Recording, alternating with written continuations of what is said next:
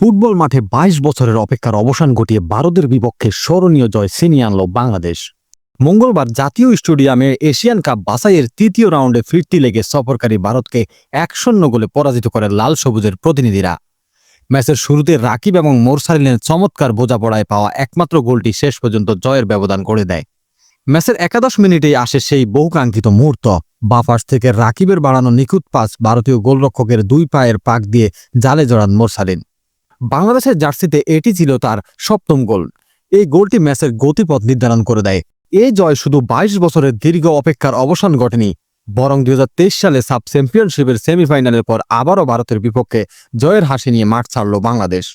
আসলে এটি বাংলাদেশের প্রথম জয়। এর আগে দুটি ড্র থেকে পাওয়া পয়েন্ট সহ বাংলাদেশের বর্তমান ৫ পয়েন্ট নিয়ে ৪ দলের তালিকায় তৃতীয় স্থানে অবস্থান করছে। ১১ পয়েন্ট নিয়ে শীর্ষে আছে সিঙ্গাপুর, ৮ পয়েন্ট নিয়ে ২ হংকং এবং ২ পয়েন্ট নিয়ে তলানিতে আছে ভারত। এই গুরুত্বপূর্ণ ম্যাচে বাংলাদেশের একাদশে ফেরেন সমিত সোম এবং মোরসালিন। সমিত সর্বশেষ গত ১৩ নভেম্বর নেপালের বিপক্ষে ফিফা প্রীতি ম্যাচে বদলি হিসেবে নেমেছিলেন, আর মোরসালিন চোটের কারণে দলের বাইরে ছিলেন। এই দুইজনকে জায়গা দিতে বাদ পড়েন নিয়মিত অধিনায়ক জামাল ভুঁইয়া এবং সোহেল রানা জুনিয়র। এই পরিবর্তনে দলের কৌশলে নতুনত্ব এনেছে এবং সাফল্যের পেছনে গুরুত্বপূর্ণ ভূমিকা রেখেছে।